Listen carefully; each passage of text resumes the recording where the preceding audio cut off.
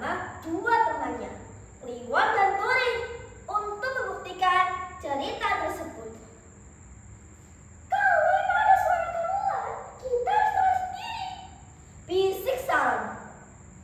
Malam itu sunyi, hanya suara jangkrik yang menemani langkah mereka menyusuri pematang sawah. Ketika jarum jam mendekati tengah malam, tiba-tiba ning nong ning gong. Suara gamelan benar-benar terdengar. Ketiganya terdiam. Bulu kuduk mereka merinding, tapi rasa penasaran lebih kuat daripada rasa takut. Itu dari sana, kata Kliwon sambil menunjuk ke arah pohon Kamboja. Mereka berjalan pelan-pelan mendekat. Suara gamelan semakin jelas, merdu, bahkan terasa seperti sedang mengundang mereka. Namun, saat mereka tinggal beberapa langkah lagi dari belakang,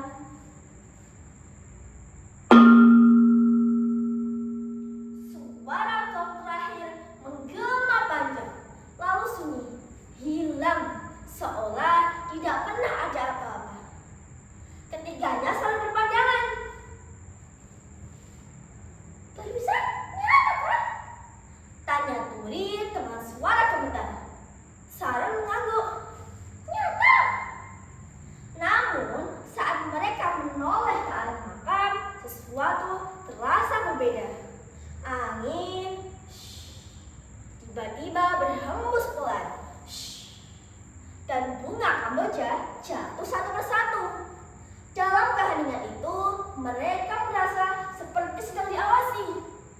Tanpa berkata apa-apa lagi, mereka langsung berlari pulang. Keesokan harinya, cerita mereka menyebar ke seluruh dusun. Banyak warga mulai khawatir, apakah suara itu pertanda baik atau justru peringatan. Beberapa malam berikutnya, kejadian yang sama terus berulang. Suara gamelan terdengar, lalu menghilang saat didekati. Bahkan ada warga yang mengaku melihat bayangan seperti orang-orang sedang menabuh gamelan di dekat makam. Rasa takut perlahan berubah menjadi keresahan. Akhirnya, para sesepuh di desa berkumpul. Mereka bermusyawarah dan memutuskan untuk mengatakan kenduri di dekat Gumuk Gede. Malam kenduri itu terasa berbeda. Warga membawa tumpeng, doa dipanjatkan bersama, dan suasana penuh harap menyelimuti dusun. Seorang sesepuh berkata pelan, "Mungkin ini bukan untuk ditakuti. Bisa jadi ini adalah pengingat dari leluhur kita bahwa tradisi tidak boleh diubahkan." Sejak saat itu, warga mulai memahami mereka tidak lagi mencari suara misterius itu. Sebaliknya, mereka memilih untuk menghormatinya. Sebagai bentuk penghormatan, warga Dusun Babrek sepakat untuk mengadakan acara setiap tahun pada malam hari raya Idul Fitri.